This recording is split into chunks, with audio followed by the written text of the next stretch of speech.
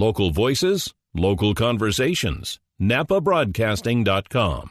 Thanks for joining us here on NAPAbroadcasting.com. There was a movie several years ago called 12 Years a Slave. In many ways, that could be the story of City Council member and current candidate for re-election, Peter Mott. He has spent 12 years on the City Council. That's a lot of meetings. And now he wants to do it again. As you know, there's lots of newbies nipping at his heels. And as we've witnessed with the Board of Supervisors, sometimes new blood is a very good thing. But so is institutional memory and experience. And that's the potential dilemma for Peter Mott as voters make their choice for the Napa City Council on November 6th. Seeking his fourth term on the Napa City Council, it is my pleasure to welcome Peter Mott here to Napa Broadcasting. Peter, thanks so much for coming in. Thank you, Jeff. Happy to be here. Well, it's good to have you here. 12 years is a lot of meetings. You did 2 years on the Planning Commission. I think it was 2 years before that. Yep. So that's 14 years of meetings at City Hall. Why the hell do you want to do this again? And a year of CDBG, believe it or not, which is only a couple meetings a year, but that was my early one. We're in an interesting place. And so I think looking at where the city is and where I hope the city's going, we're partway there. We have a general plan in front of us shortly, and that's really important to me. I spent 2 years working on the downtown specific plan about 4 or 5 years ago, and so that concept of really laying out a plan for the next 20 years, but really for the next 5 or 6 years, specifically, is important to me. I think that where we have a lot of newer members, we're certainly going to have a new member for sure this time on the council. Scott's been there for 6 years now, and Doris has only been there for 2. So some of that knowledge of over time that I've built up over the last 12 years, much like the mayor, is valuable, I think, to the city. There also is something, and the Board of Supervisors is a good example of this. There is something to be said for new blood, bringing new blood in occasionally. Yeah, absolutely. And again, without a doubt, we're going to have somebody new, just like when we put Mary on the council, when Alfredo got moved up to the Board of Supervisors, she brought a whole different perspective and an aspect, I think, to the council then. It was an interesting time, and now I think, we're going to see that again, certainly with at least one member. I'm hoping that I'll be there to help as well, but it does change. Particularly when you have people, with me and Scott and Doris and the mayor, we're all, our kids are at college or gone. My kids are still in college, but the rest of them have grown children. And so, some of these young people, Ricky doesn't have any kids, but Bernie has children and Mary has young children. They certainly bring a different sort of, I think, focus. When I first was on the council 12 years ago, that's part of what I thought I was bringing to the council, was this family focus and this need to be able to say, hey, what are we doing for families besides, what we're just, police stations are great and paving streets are great and fire stations and, budgets are good, but what else are we doing? And so that's true. Having some new young blood in there would be a positive. And how has the council changed in the 12 years that you've been around? And as we said, you were on the Planning Commission for 2 years before that. So, you've seen it up close and personal for 14 long years now. How is it different? Not how the city is different, because I want to talk about that in a bit, but how is the council, how is the process, how is the chemistry different? It's only just now are we really seeing a change. If you think back, we went 6 straight years without a change on the council. And that was a really interesting time because we were so solid and able to move forward without having kind of these little hiccups or these little distractions, I guess you would call them. And it's not that they're bad. It's just that, people have their own kind of philosophies they're trying to move forward. So during that time when we did the downtown specific plan, Juliana and I served 10 years straight together.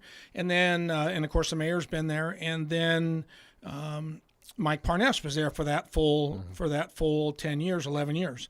And so that time was really this period of time from when I got on the council up till now was this really solid time where I think we got a lot done in the community and really got ourselves financially in a much better place. We're able to find a path, I think, forward where we could make sure that, no matter how bad the earthquake or flood or fire, we could withstand that and get through that. To this place today where now we have a new city manager in there, Steve, who came up through the ranks, who's a local guy who has a very different philosophy.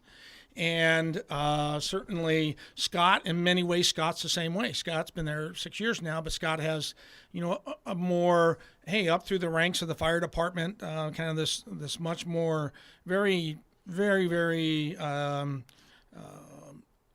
grounded philosophy in part in history and part in community.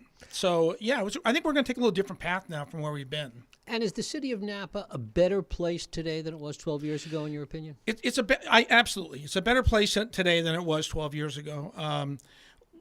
It's funny. You always get people complain. So people complain when First Street was empty and everybody has had all the storefronts are empty and this is horrid. Gordon Huther came in and put up sort of fake displays on all our storefronts on First. If you remember this. Oh yes. And it was just like, what can we do to spruce it up a little? And of course now people complain because it's too busy and there's no parking and there's too many tourists on the streets. And but if you look at it from the aspect that I do, where we really worked hard to do, again, the Downtown Specific Plan. In 2008, we had a horrible downturn in the economy where we had to sit down and say, okay, what are we cutting and what can we do? We never laid off an employee. We didn't fill a lot of positions, but we never laid anybody off.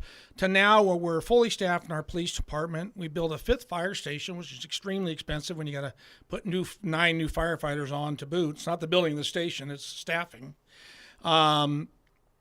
All reserves are fully funded, so we're in a position now where we can, and let me get a little bit further. A lot of people like to talk about streets and roads.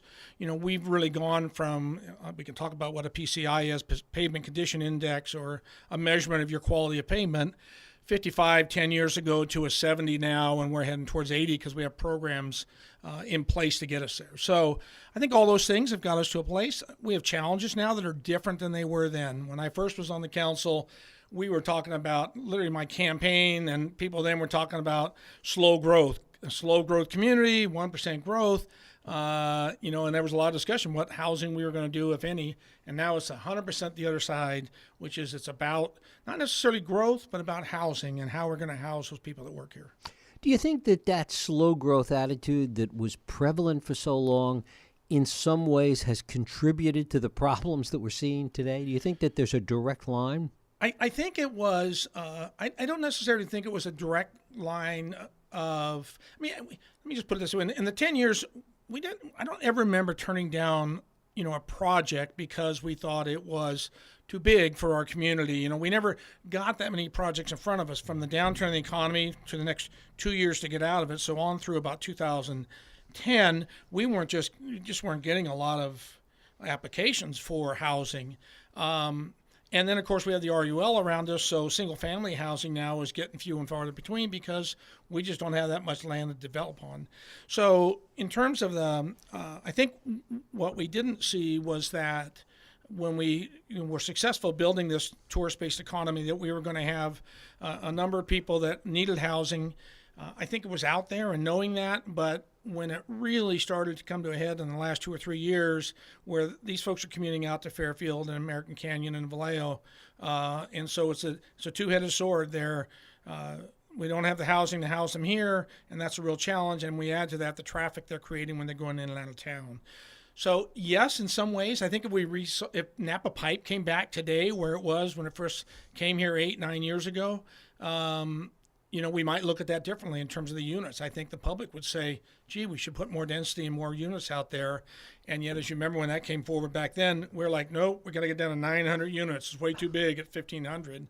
We're going to possibly build 400 units on the Gasser property. So, yeah, it's different. Some impact, I think, but I think the bigger change was how strong the economy is and how many jobs we have here, both in Napa, and remember we house the whole valley, so all the winery jobs, all the tasting room jobs that are growing now as well, we're housing all those people. So, what is your sense of what's happening at Napa Pipe besides crickets?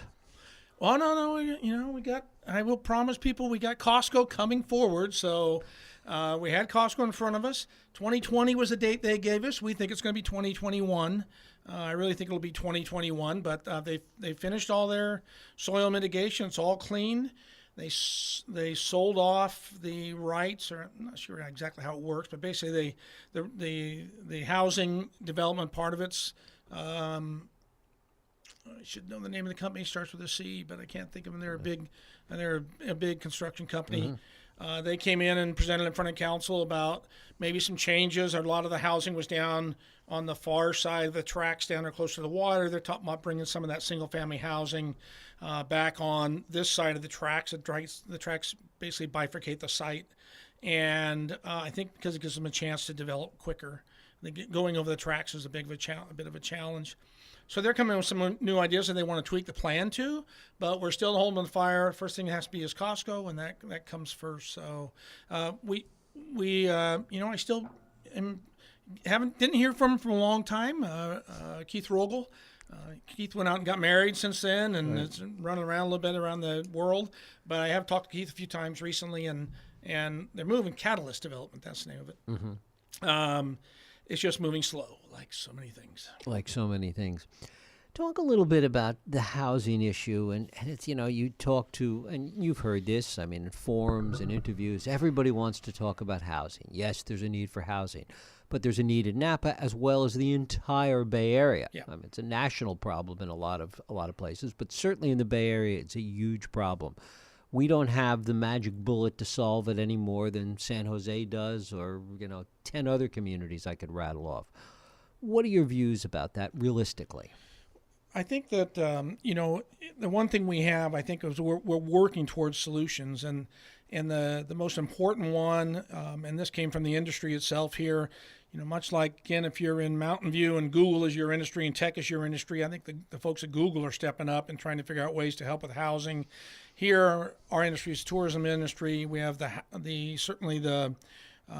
vineyard folks have got their CSA4 where they're due some funding.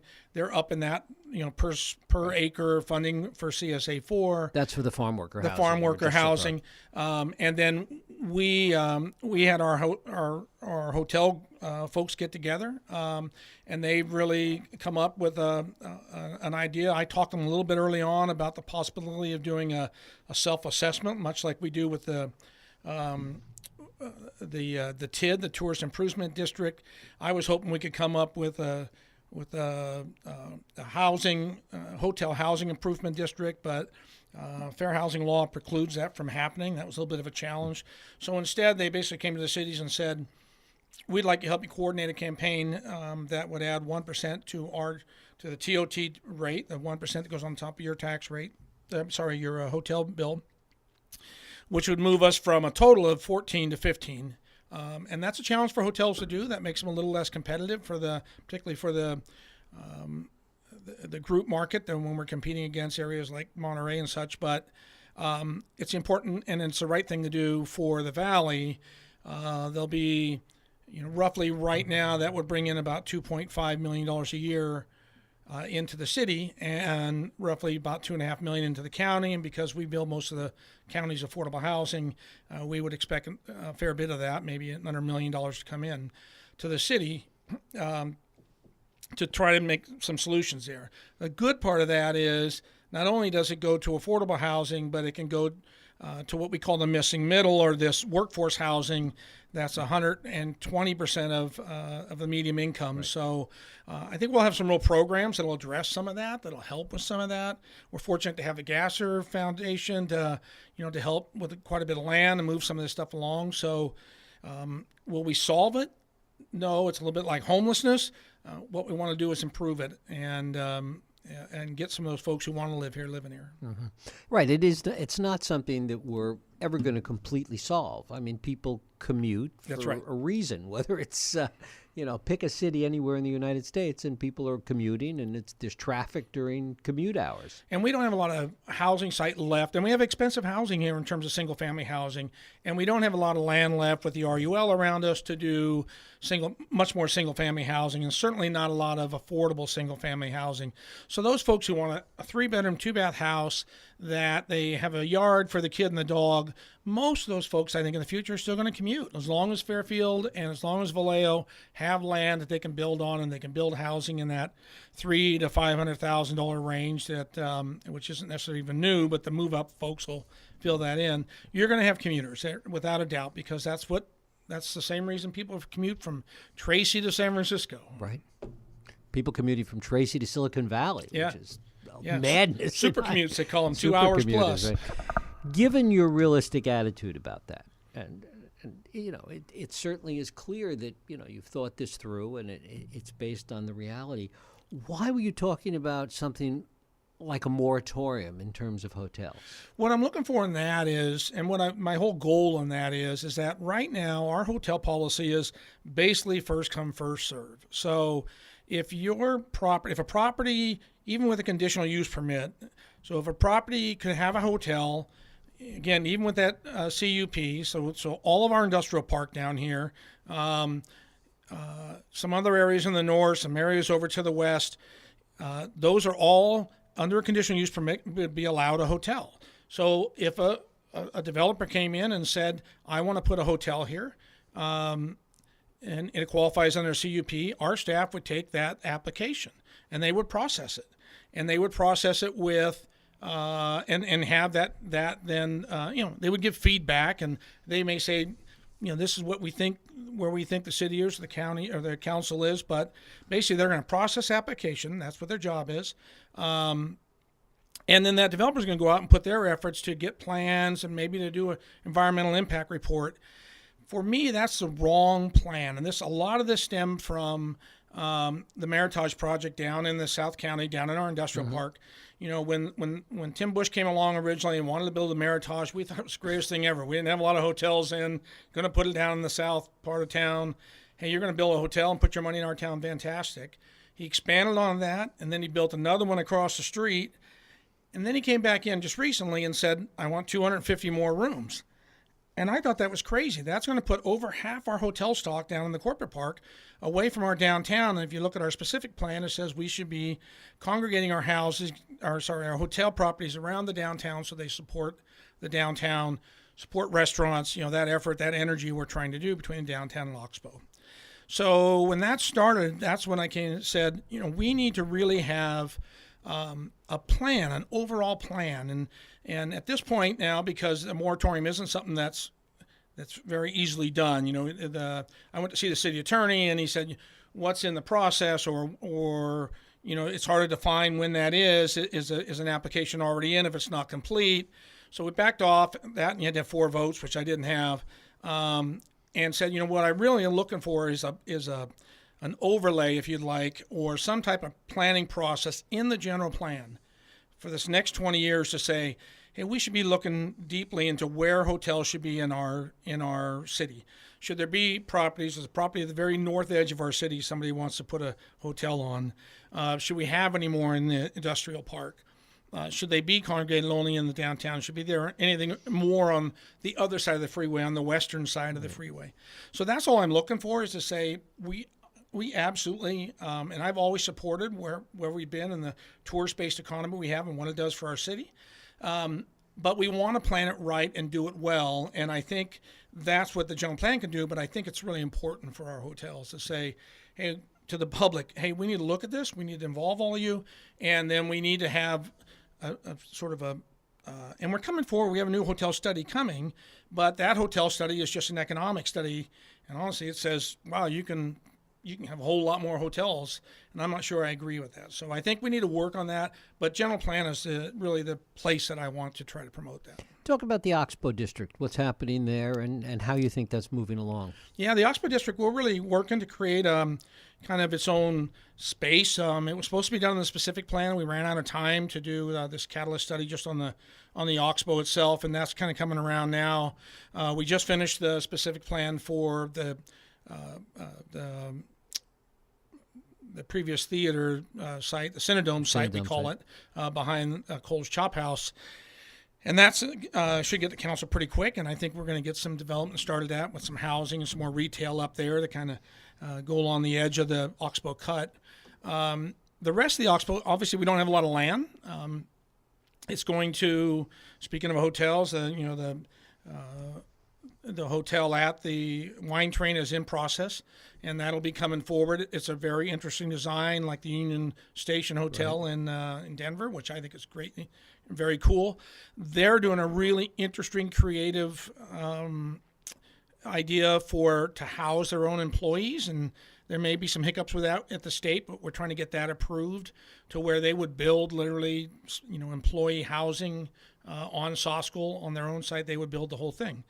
So that's going to be exciting. But the Oxbow itself, with that addition, with what we still going on, there's a little expansion to the Weston, and then the real caveat is going to be what we do and what happens over on what we call the south parking lot.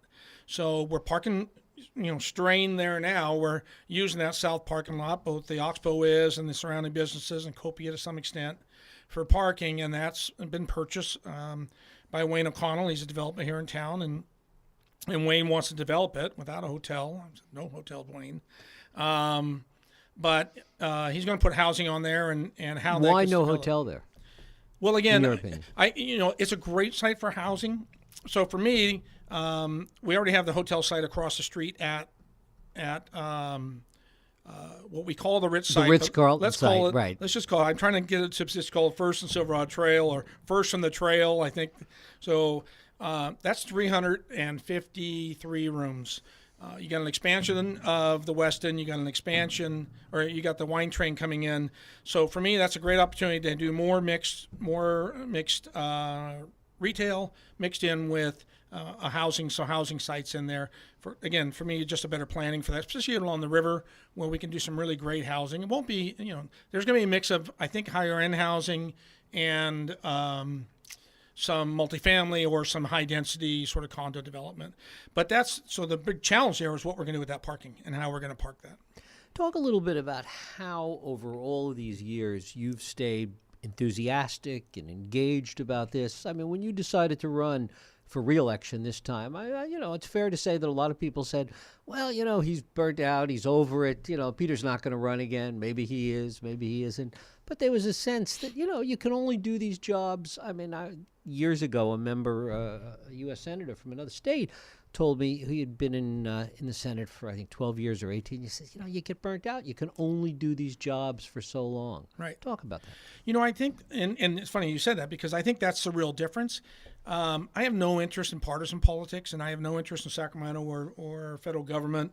I think that I would see that as being a real challenge, something you would get burnt out on, that you're working deals all the time, where you're working on, I listen to Bill's talking about the twin tunnels or the bullet train to nowhere, and the frustrations would just be significant. Where in local politics, it's really something you get to see the fruits of your effort every single day when you come into town.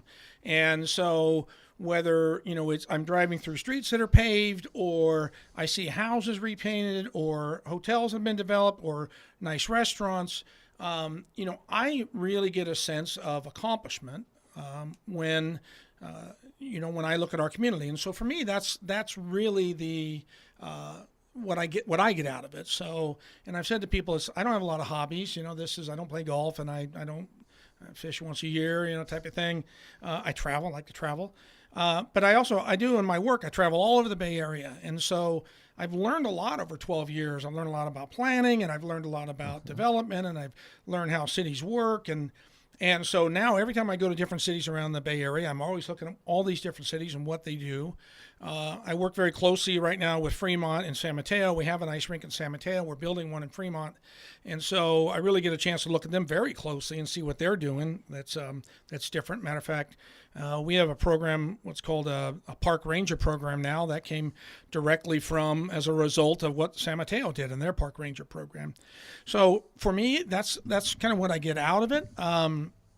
I've often told people, listen, I'm a middle child. I'm used to dealing with the whiners and the entitled and trying to find middle ground. And so, I'm able to do that. I think when we work with residents, we work with folks who there's always somebody not happy. As somebody once said that, politics is half the room loves you and half of them hate you. because you have to make decisions. But it's never been anything where I've ever gone home of any decision I've ever made at council and said, I didn't do my homework, or I didn't pay attention, or I didn't make the right decision for either lack of trying or not studying the issue. I've always felt that I've done or made the decision that was the right one for me based on what I thought the citizenry wanted out there. Even Napa Oaks? Even Napa Oaks, Jeff. I think Napa Oaks belongs in the general plan, and we spent a lot of time talking about that and having that discussion with the residents and having them involved in that kind of discussion.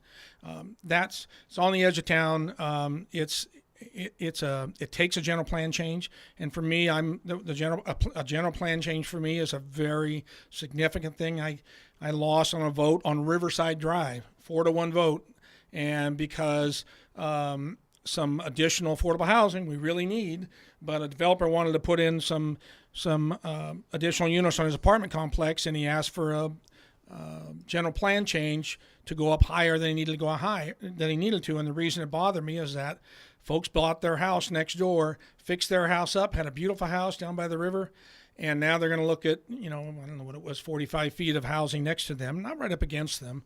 But I've always said to residents, if you buy a house or you're going to invest in this town, go look at the general plan, because that is the Bible of how we're going to develop this town. Doesn't mean it can't be changed, but that's really our roadmap for how we develop. And so, again, back to Napa Oaks, that general plan change at that time for me was, and they did a lot of mitigation, but it was still, 1 year away. We're starting it now. We're selecting the committee next week. That'll be the steering committee. We're just too close to that to not bring that back to the general plan. And what do you think will be the important issues with respect to that new general plan?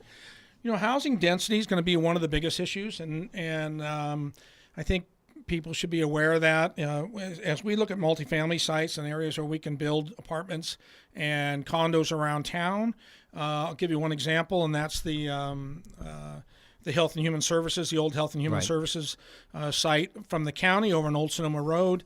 That housing in there, that was a big discussion when the county was coming in and kind of leading, probably was a mistake with that, but leading the discussion about what would come in there, is that, the density of that housing in there it's certainly going to probably be at the higher level of what we're used to in the town. As we do the general plan, because we need housing and because we have very little land area left, we're going to go up and we're going to get tighter. And so I think you're going to see densities go up in some areas that people are going to be having to get comfortable with. It's going to be, there's this many units there. The bigger question will be, how are we going to park it? How are we going to move people around? Traffic is a big issue that's becoming bigger. So do you really think the traffic, people talk about traffic a lot, but you said something that was important a little while ago. You travel around the Bay Area a lot. Yeah. So you see real traffic. Yeah. Napa, by comparison, is pretty minor. Yeah, you see real traffic. But for the people who are just coming in and out of town at 4 o'clock, it's real here. Again, and the reality of me is different because I'm so used to the Bay Area and what that traffic is. And it used to be if you went to San Francisco, if you got in, by 7 and you left by 3, you were in good shape. Now that's not true anymore. No, at we all. leave here at 5. We leave at 5 to go into San Francisco to get there by 6. Maybe. Again, every day it gets tighter and tighter. And really, it used to be for us, the only traffic was going out of town was going south. And now the traffic going west on out towards Sonoma has grown significantly. So it's really, again, it's all your perspective. If you live here and you don't leave town a lot, it's more traffic.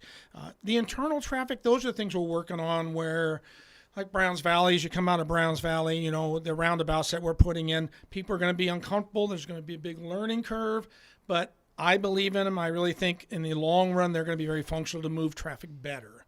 You think people will ultimately buy into it? It didn't work too well on East Avenue. That was a traffic circle. That was not a roundabout. These are true roundabouts designed by Omni Means. I think they will. Yeah, if you've experienced them, and they're all over Oregon, they're all over certainly Europe. They really work well, particularly when traffic's light, but they work so well to move traffic through even as it's busy. But there's going to be, and these are a little different. and there's a couple in a row. So you're going to have to get used to a little bit if you haven't been to Europe or haven't dealt with traffic circles. I don't know. Maybe we're going to have docents in there driving people around, showing them how to do it. I'm not quite sure. I think in all the hotels, we're going to put up maps. This is how you do a roundabout.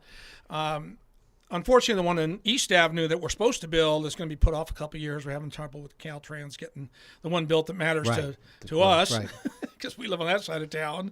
But I think they matter. State 1B funding is going to help Jameson Canyon right there as it goes into Interstate 80 heading into Fairfield. They're going to put another lane in there, so you won't merge down to one lane. Hopefully, we'll get our what's called the Sosco flyover on the very south part of our town done. I mean, when I say done, this means 4 or 5 years down the road, because that's how long it takes.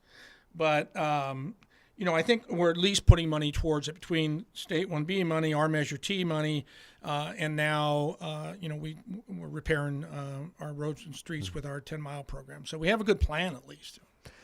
Let's bring it a little closer to home, certainly City Council home, and that is an awful lot of talk about this new City Hall, new Civic Center, where we are on it, and where you would like to see it go from here. It's obviously I talk about a lot right now, and it's a hard thing to get and a hard thing to understand because of the way it was initially set up, and that's unfortunate because design build is hard enough to understand. It's most people get that we go out to bid and somebody gives us a bid on a project and they build it and that's the price. Maybe it goes up a little bit. Design build really says we're going to award a project to somebody, in this case Plenary Group, and give them a rough idea of the funding, what we want, and then they get to kind of morph that for a year, saying that maybe you should do this, and we come up with new ideas. And in the end of this year, sometime around November, we're supposed to get an envelope across the desk, as they say, and says this is the final price. That price can't go up or down. That price is fixed. It's not in the way this model works. That being said, this thing's changed a lot in many ways, and so I'm on the subcommittee with Mayor Teckel overseeing the council subcommittee. A lot of people don't know there's actually one now because we're trying to get the information out as we get it, but it's changing in so many ways and options from where we would swing out to now whether we even should swing out and whether we should stay in the properties we have. And then we have, you've interviewed John Salmon, I know, and John had his own kind of philosophies about what was going on. And so we looked at some of those and said, what should we implement, like for example, the parking outside of the building instead of inside. John was absolutely right that that's a ridiculous waste of expensive real estate. Park it outside where it doesn't cost anything. And sure enough, we were able to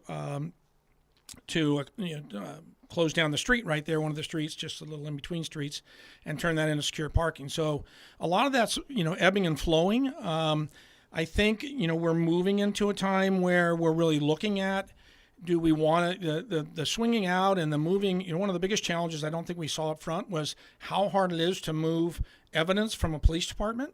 This has been one of the crazy things. So evidence has to be kept for 100 years now in your police departments on most cases, certainly on your major crimes. And, it has to be, so watched as it changes from one location to the other because it's evidence. And so, the logistics of this is crazy. And to think that we were going to move this out somewhere and then move it back somewhere was going to be a real challenging thing. So now we're just really discussing whether that's something we want to do or just keep PD where it is, which means change as a super block kind of concept. I do think that we agree on the council that we want to keep PD integrated within City Hall. Some people don't agree with that. The union at the PLA doesn't agree with that. Sorry, not PLA. I have that in my mind these days. The police union doesn't agree with that. But that doesn't mean the rank and file and some of the management of police don't agree with it. We think we have a good plan. We think we want our PD to be part of the community, which means being part of City Hall. And it gives us the flexibility to build to a little different standard if we're building theirs to that, having police and fire admin there as well, and then fire across the street. So I can tell you that costs have gone up, escalated about 9% is all in terms of materials. And so, we're still looking at this. There's no number to speak of, but really the number is without swinging out, if we don't swing out of City Hall, which is, again, something we're really investigating right now and taking a hard look at, and that I'm really taking a hard look at, where we would sell the super block to Plenary, but then we would lease it back from them. That number's around $100 million now for the whole project. The other big change is that, this was always based on our long-term financial plan. And so, part of that was that, hey, there had to be a hotel down there. My stance on hotels, which was like, there should be treated like every other hotel project. This isn't, you don't get to build a hotel just because you're doing City Hall. So if we really took that off the table, that changed our long-term financial plan a little bit. Then, all of a sudden, out of nowhere, and sometimes you just don't even know when these things are going to get funded, the St. Regis Project, which is now going to be built by Auberge, which is in the Stanley Lane area, out behind the trees. You won't even see this hotel. That got funded. We moved that from out in our long-term, possibilities, which was really 10 years out, and pulled it up to about 2 years out because they broke ground already. And so that really changed our financial model because that is extremely high-end hotel that brings in $5 to $6 million a year into the revenue stream of the city.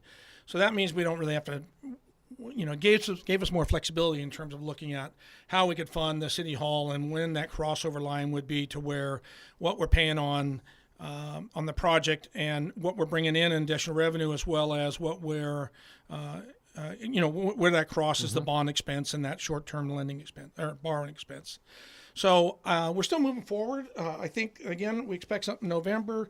We're pushing to get Plenary to be better about getting communication out, to get our team to be better about getting communication out. We've had turnover. Mike Parness left in the middle of it. So that's a little bit of a challenge. How has that impacted the project, as you see it? It's just that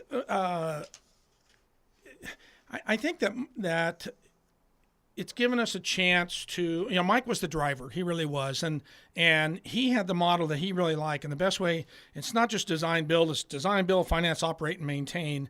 And the best way I can describe this to you, it's buying a house, and 30 years from now, that house will be built to the level that 30 years from now, 85% of the quality of that house, the HVAC system, the roof, the foundation, everything 30 years from now would be at the 85% quality level that it is the day you build it.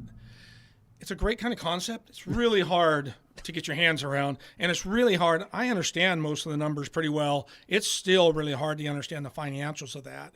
We have a team, we have a financial team that studies all that. That was Mike's real model that he was interested in. Long Beach did it. They seem to be very happy with theirs. I'm not sure if that's the right model for us. So trying to get back to really focusing on just the City Hall, not the expanded project, just the design build concept of that instead of the whole FOM model on top of it. That's what I'm really focused on now, and I think that's growing in terms of within the council and within the management with Steve and our other people who are working on this project. So that's the biggest difference. I think the really significant difference between Steve and Mike is Steve's very grounded. He's very, as I mentioned earlier, he's very much a local here and really believes in trying to find the best for the locals in the city of Napa and the residents here, and we talk about that a lot when we meet together, versus Mike, who was kind of, and this isn't a negative thing, this is what we needed at the time. Mike was very financially focused. He's basically a CPA that knew how to look towards building which is effectively a business. He took us from a $60 million revenue stream to a $100 million revenue stream, and funded all these reserves. So it just means we're protected. It's like having money in the bank and your savings account's full, and you're just going to be protected between anything bad happening, any downturns in the economy. We're not going to take the hit we've ever taken before. You mentioned earlier that as far as you were concerned, you saw local politics different than being in Sacramento or being in Washington. But certainly more and more things that are sort of in the national psyche as far as politics are concerned, the extremes, that filters down even to local communities these days. And there's probably no better example of that here than the rancor that went along with the Measure C campaign. Correct. Clearly that filters down.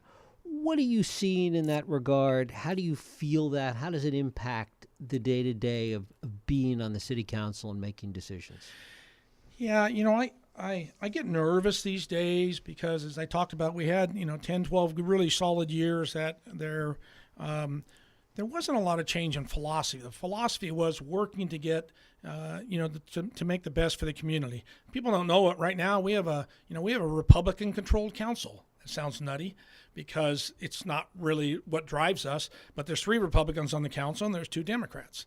That's fine. I think Jill one time won the Democrat of the Year award for some organization because she's never been a Democrat. She's always been a Republican.